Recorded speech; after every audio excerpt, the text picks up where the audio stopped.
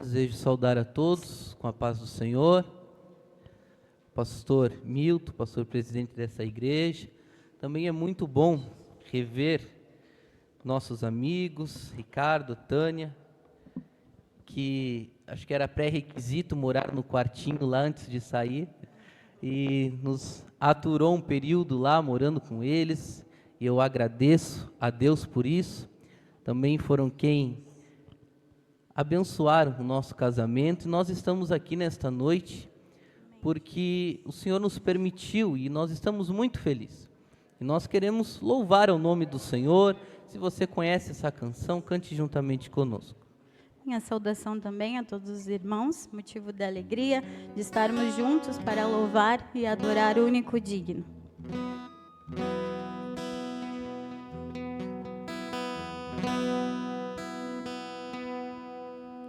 Muitos me conhecem pelo nome, outros me conhecem só de ouvir falar. Alguns são de perto, outros de longe. Com licença eu vou me apresentar. Sabe quem eu sou? Eu sou aquele que te ouviu chorar. Eu sou o único que escolheu ficar. Amigo confidente, o pai que sempre sabe te aconselhar. Mais conhecido como Yeshua, o pão da vida, Jeová Rafa. Eu sou a luz no fim do túnel, a força quando a tua acabar. E se precisar, é só chamar.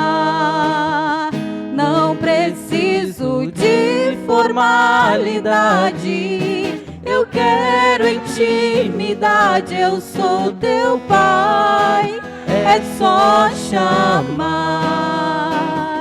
Não é sobre religiosidade. Eu quero intimidade. Sabe quem eu sou? Eu sou aquele que te ouviu chorar. Eu sou o único que escolheu ficar. Amigo confidente, o pai que sempre sabe te aconselhar.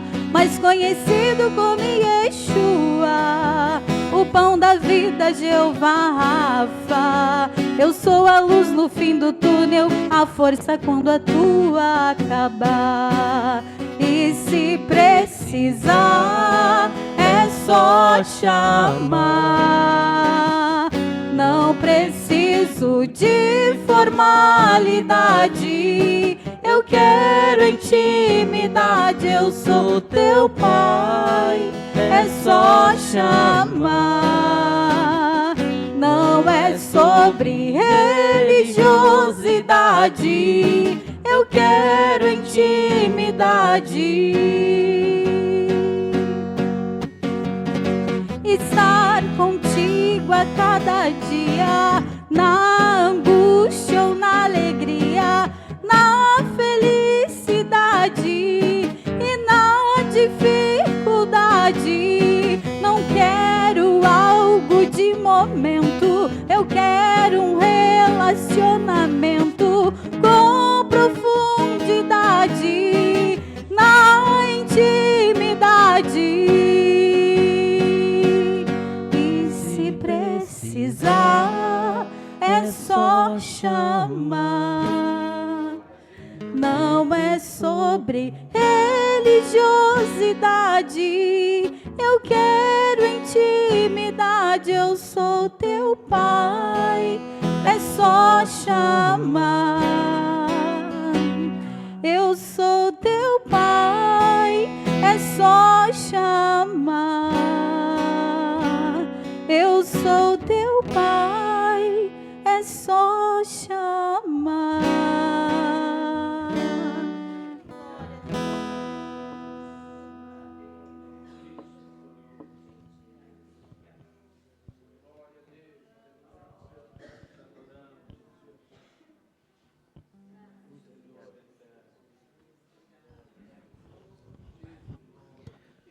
Glórias ao nome do Senhor. Vamos à palavra de Deus nesta noite. Isaías, no capítulo de número 40, a partir do verso 27. Aqueles que podem se colocar em pé, nós vamos juntos acompanhar a leitura. Isaías 40, a partir do verso 27, que nos diz: Por que, pois, dizes, ó Jacó, e falas, ó Israel, o meu caminho está encoberto ao Senhor, e o meu direito passa desapercebido ao meu Deus. Não sabes, não ouviste que o eterno Deus, o Senhor, o Criador dos fins da terra, nem se cansa, nem se fadiga? Não se pode esquadrinhar o seu entendimento. Faz forte ao cansado e multiplica as forças ao que não tem nenhum vigor. Os jovens se cansam, se fadigam, e os moços de exaustos caem. Mas os que esperam no Senhor renovarão as suas forças. Sobem como asas, como águias. Correm e não se cansam. Caminham e não se fadigam. Amém. Podei-vos assentar.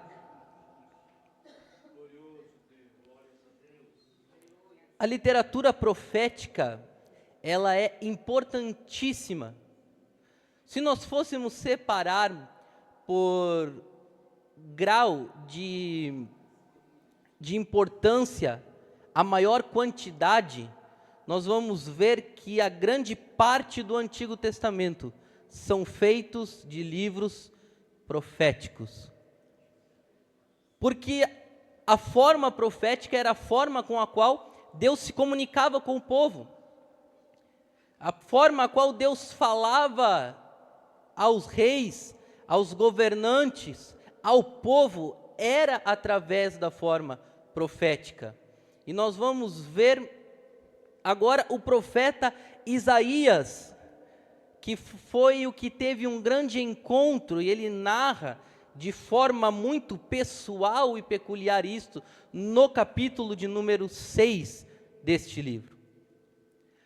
Mas este mesmo profeta, que teve um encontro grandioso com o Senhor, ele vai profetizar também do decorrer dos seus livros grandes castigos, porque o povo estava virando as costas para Deus. Porém, do 40 ao 55, ao mudar de forma, há uma transformação na forma que Deus vai ministrar ao seu povo. Agora, de uma forma bruta, mais rude, mais grossa, Deus começa a falar ao povo de forma amorosa. Verso 1 do capítulo 40 vai dizer: Consolai, consolai o meu povo, diz o Senhor. Bem sabemos que a consolação é algo importantíssimo. Quem nunca precisou ser consolado? Quem nunca precisou de um amigo e de alguém para estar junto? Para orar junto? Alguém a qual a gente pode conversar e colocar para fora aquilo que nós estamos precisando. Quem nunca precisou de um consolo? E agora o profeta, que é aquele que estava avisando o povo que o castigo do Senhor viria, é o mesmo que está agora recebendo esta palavra de Deus, dizendo: consolai o meu povo. Mas como fazer isso? Como consolar alguém? É tão difícil consolar alguém. Hoje é muito diferente, porque hoje nós temos o Espírito Santo, que um dos seus sinônimos é Consolador. Mas o povo não tinha este Espírito agindo da forma que ele age hoje. E como fazer isso? Como consolar um povo? que se afastava de Deus?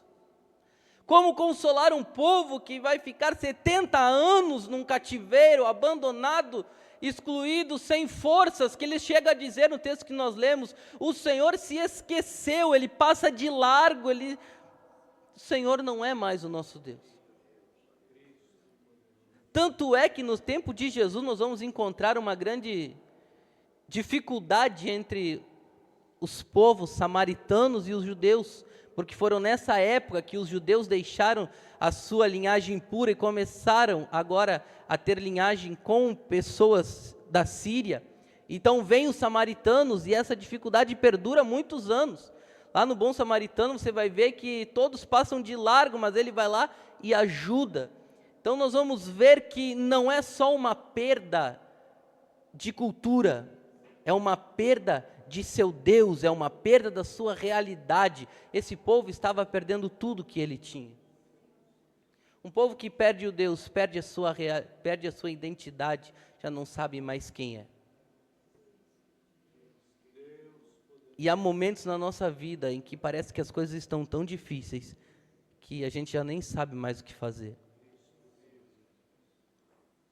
Chegamos a um ponto, e a psicologia vai procurar examinar mais profundamente isso, mas que a mente humana entra em uma crise que ela já não sabe quem é, uma crise existencial, não sabe mais o que fazer, nem para onde ir, e o que resta é tristeza, é angústia, é solidão.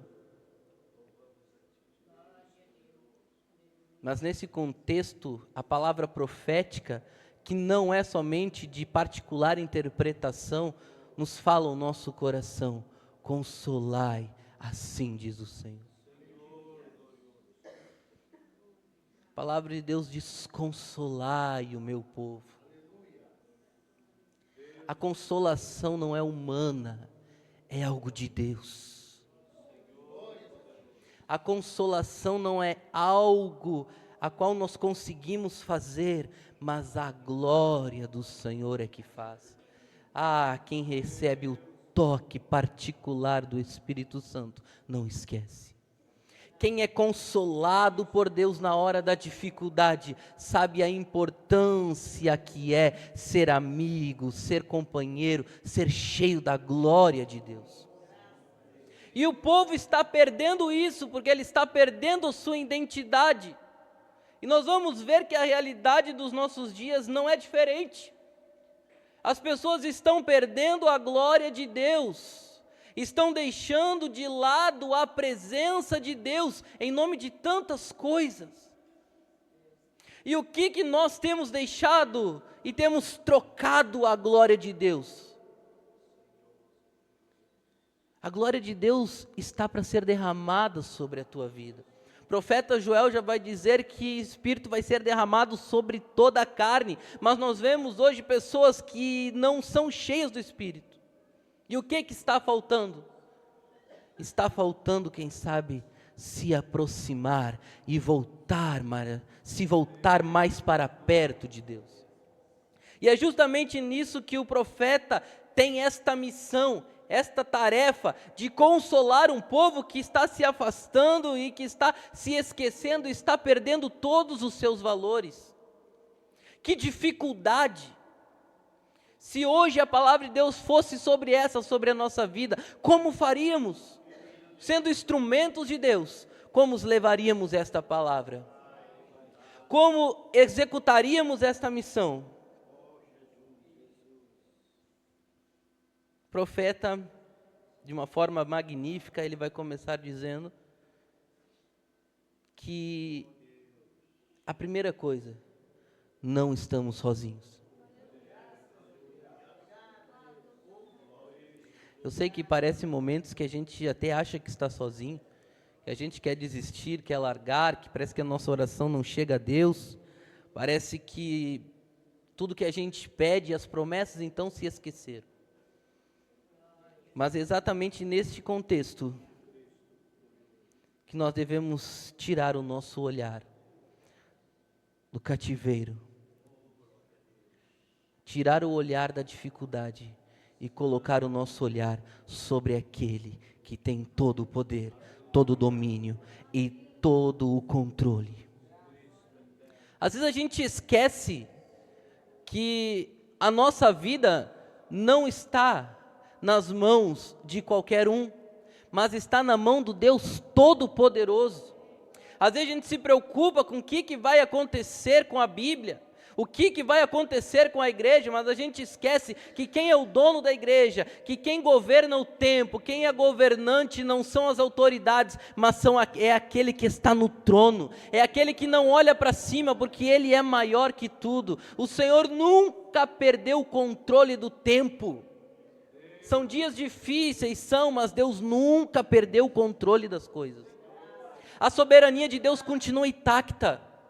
A glória de Deus continua a mesma, as promessas continuam a mesma. Digo mais, a força do Senhor para te dar ainda é a mesma. Existe uma esperança. Se o inimigo tem roubado a tua força, o teu ânimo, a tua alegria, existe uma esperança.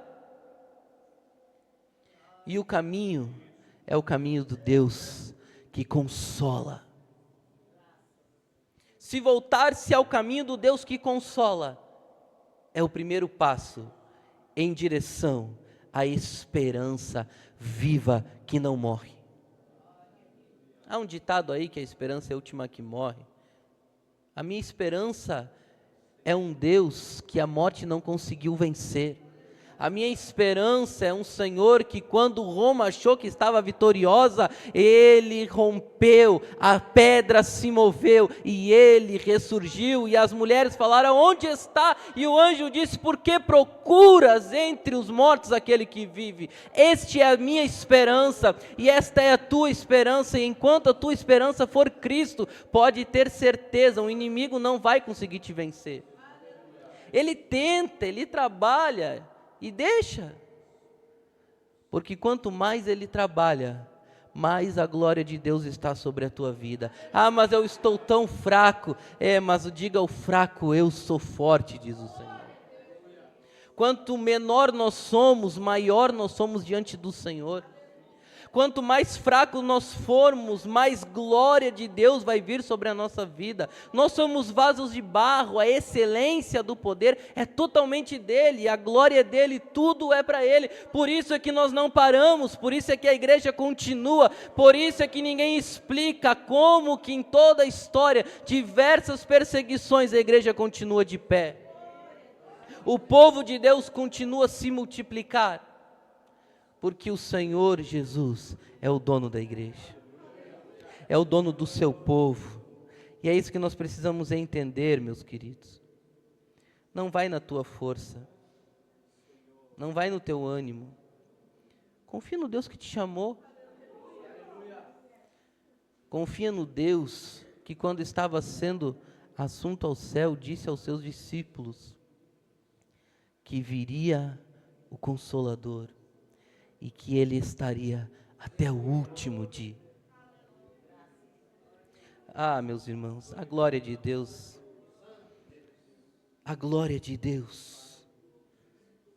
é real.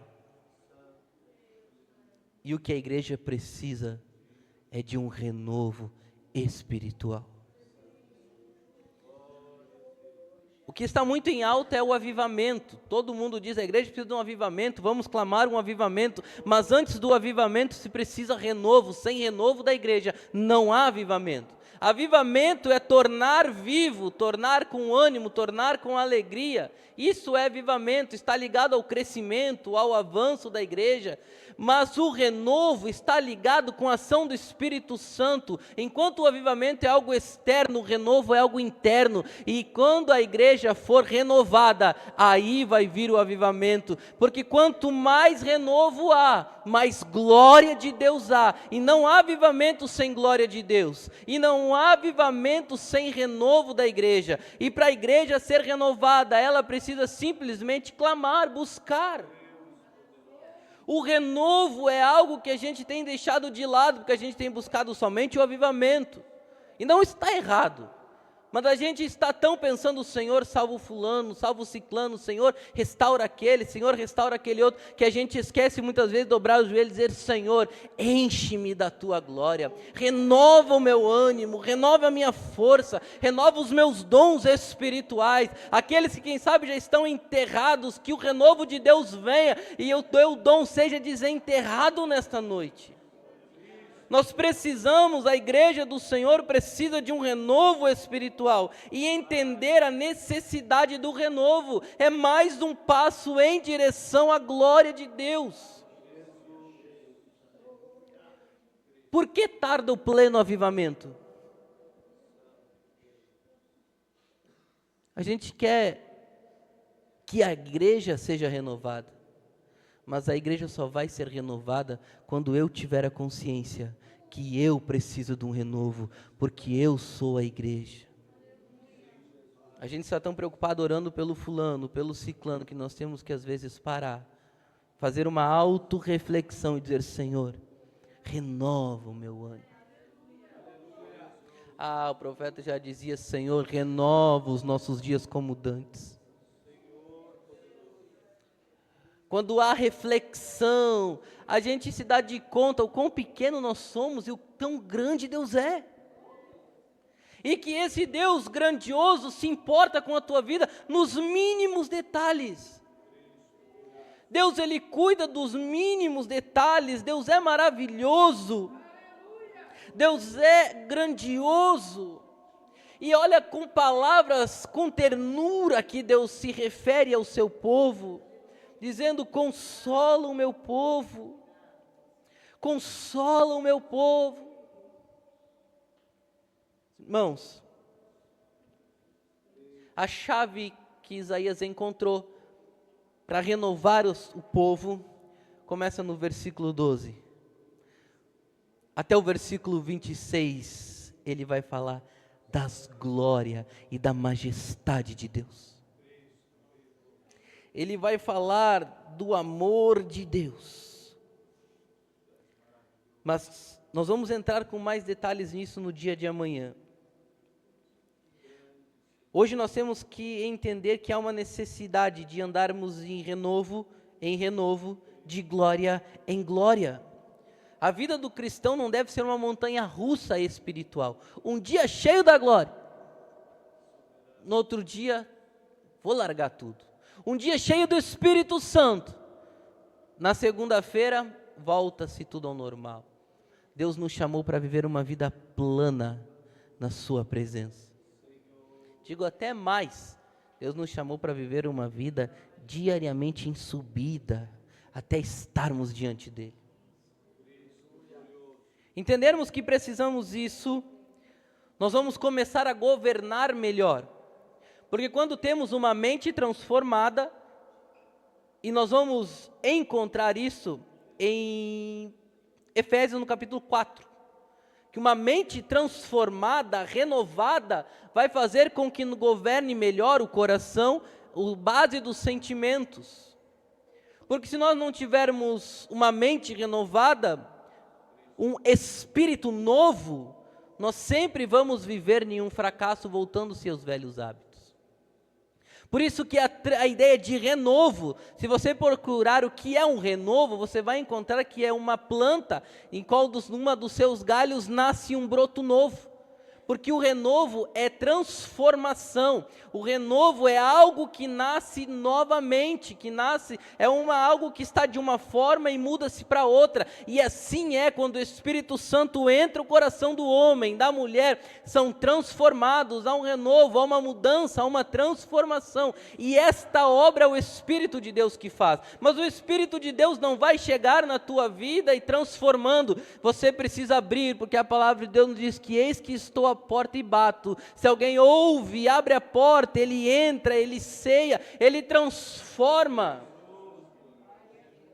Se nós não entendermos isso, nós estamos dentro da casa de Deus, mas como os discípulos no caminho de Emaús, porque só descobrem que é Jesus que está com ele no final, eles perdem todo o caminho, eles perdem todo o momento até o repartir do pão para ver quem era Jesus. Quem sabe você tem caminhado muito tempo, mas o Senhor continua conosco e não deixa Ele se afastar, mas aproveite e enche mais a sua vida de glória. Aproveite e chegue mais perto dEle, aproveite e seja cheio dEle.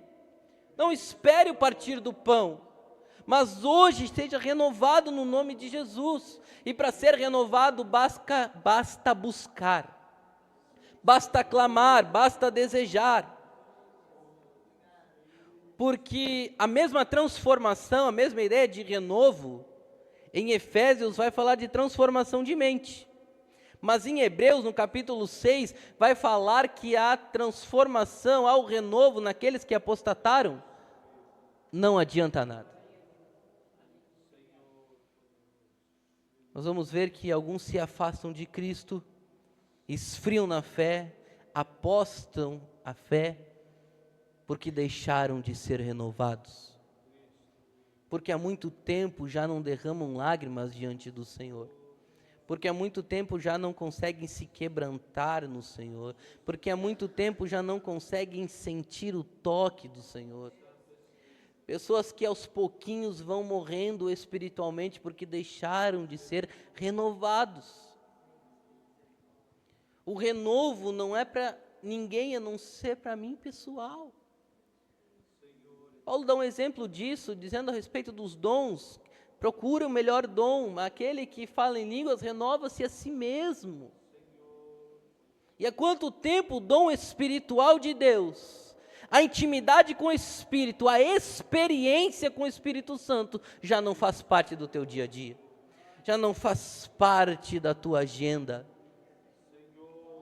Precisamos nos voltar a estar mais íntimos do Senhor.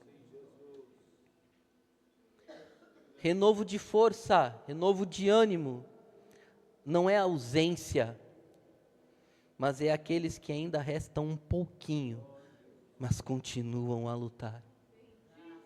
Porque o texto que nós lemos, ele diz que aqueles que esperam renovarão as suas forças. Então ainda há um pouquinho de força. Mas quem sabe você vai dizer, não, então não é para mim, porque para mim já acabou. O versículo anterior diz, ele renova daquele que não tem nenhum vigor. Porque este é o Deus que nós servimos, o Deus que faz milagres, que não precisa ter algo para Ele criar, Ele cria do nada. Esse é o Deus que nós servimos. E Ele vai chegar no momento certo. Não é antes, não é depois, mas é no momento certo. E eu não sei há quanto tempo você vem clamando. Se não chegou, é porque ainda não é o momento certo. Porque na hora certa Ele chega. Na hora certa o renovo vem. Na hora certa a glória do Senhor enche a nossa vida. De tal forma que nós olhamos para trás e já nem lembramos o porquê que nós estávamos tristes.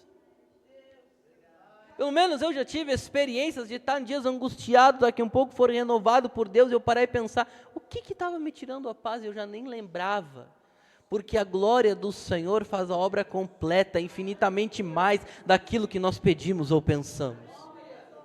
Esta é a forma que Deus age, não porque merecemos, mas porque o seu amor, a sua ternura é a mesma. Mesmo nós sendo tão falho, Ele continua a amar. Mesmo nós sendo com tantas dificuldades, Ele continua a nos amar. Há uma promessa neste texto para todos nós. Há uma promessa, e essa promessa não vem do Felipe, porque eu não sou nada. Mas essa promessa vem do Senhor, que olha para o seu povo e diz àqueles que esperam, renovam as forças. Sobe como asas, como de águia. Eles correm e não cansam. Eles caminham e não se fadigam. Porque Deus é uma fonte inesgotável de força. Deus é uma fonte inesgotável de glória. E se nós estamos fracos, vamos buscar nos aproximar mais dele. Se nós estamos precisando mais da glória de Deus, vamos procurar se aproximar mais do trono. E como nós fizemos isso, da distância do nosso joelho ao chão, porque o clamor, um coração quebrantado, Deus não vai rejeitar. Isaías mesmo vai dizer que as mãos do Senhor estão estendidas, que os seus ouvidos atentos, mas porém existe algo que impede, que são os nossos pecados, as nossas iniquidades. Mas o mesmo Isaías vai dizer que ele levou sobre si. Então nele, no Senhor, através da justificação, através da fé, nós podemos chegar e caminhar e não esperar agora mais para nos aproximar, mas o tempo todo, orando o tempo todo, nós podemos nos aproximar de Deus. Enquanto parece que o povo está definhando na Babilônia, enquanto parece que o povo vai ser totalmente destruído, a glória de Deus olha para eles e fala: aquele que não tem nenhum vigor eu levanto, aquele que já acha que não vai conseguir eu vou dar força, aquele que acha que não vai poder caminhar de novo até a terra prometida no deserto, eu vou mostrar a ele que eles vão caminhar e não vão cansar, eles vão correr e não vão cansar, porque quem corre nas promessas, quem corre aonde o Senhor manda ir, quem está na direção de Deus não se cansa, mas vê a glória de Deus, porque o povo andou 40 anos no deserto, e a glória de Deus foi presente diariamente. Corra para os braços, corra na promessa, corra para onde Deus manda tu ir, porque o Senhor vai cuidar do resto. O povo achava que voltar da Babilônia novamente para a terra, caminhando pelo deserto, seria difícil. E o profeta, obedecendo o primeiro versículo, consolai, ele fala: o Senhor é aquele que vai nos dar a capacidade para ir. Meu querido, Deus vai te dar a capacidade para alcançar as promessas. Deus vai te dar a capacidade de você fazer aquilo que Ele manda você fazer. Deus vai te dar a capacidade para marchar. Deus vai te dar a capacidade para entregar aquilo que Deus colocou no teu coração. Deus vai te colocar a capacidade dos dons espirituais. Basta você esperar, confiar e estar presente. A figura da águia todos conhecem, chega um período da sua vida que ela sobe o mais alto e ali ela renova as suas unhas, as suas penas, o seu bico, e ela volta novamente com a sua força renovada. E Isaías usa este exemplo, mas na águia, quem faz tudo é a própria águia. Agora olha o cuidado de Deus, pois é o cuidado de Deus que não acrescenta dor, é o cuidado de Deus que não acrescenta males, é o cuidado de Deus que nos faz voltar como águias, que nos faz voar como águias. Enquanto a águia mesmo tem todo aquele trabalho, os que confiam no Senhor renovarão as suas forças, porque aqueles que confiam em Deus, sabem que o momento certo chega, a hora certa chega, e basta para isso confiar, depositar a fé, esperar e buscar renovo espiritual. E eu quero te convidar a ficar de pé nessa noite. Eu quero orar contigo, porque eu quero que o meu desejo é que o Senhor renove o teu ânimo, renove a tua força.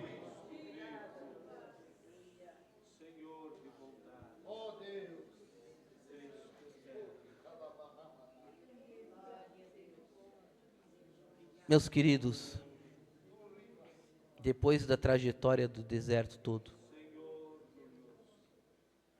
depois de chegarem à terra prometida, durante muitas dificuldades, Josué e Caleb dizem: a minha força continua a mesma, o meu ânimo continua o mesmo. Contextualizando para os dias de hoje, o renovo espiritual continua o mesmo? A glória de Deus continua a mesma? Está disposto a caminhar mais um pouco? está disposto a marchar pelo deserto mais um pouco, está disposto a enfrentar muralhas mais um pouco, está disposto a continuar até a volta do Senhor? Se por um motivo ou outro você acha que está ficando difícil, há renovo espiritual para ti, há renovo de ânimo, há renovo de força, há promessas que estão de pé, a glória de Deus continua a mesma, Deus continua o mesmo, as promessas são as mesmas, e a promessa é: quem tem sede venha, quem precisa venha, porque aquele que nos chamou é fiel. Aleluia! Se você quer ser renovado, quer receber a oração, nós vamos estar orando e nós vamos estar orando pela tua vida. Pai, no nome de Jesus, nós nos colocamos diante de Ti, glorificando, exaltando, engrandecendo o Teu nome, pois Tu és o nosso Deus. Anture bagaçu, quere bagastu, quene bagaste, quene bagaste.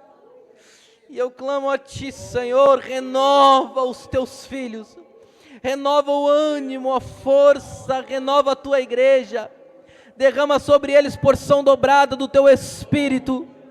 Ah, Senhor, eu Te peço, venha sobre cada um, renovando o ânimo, os dons espirituais nessa noite sejam renovados, que o Teu toque particular em cada coração nesta noite venha ser real. Pai, nós clamamos, nós buscamos a Ti, em nome de Jesus, ó Pai, derrama sobre cada um dos Teus filhos a Tua presença, a Tua glória.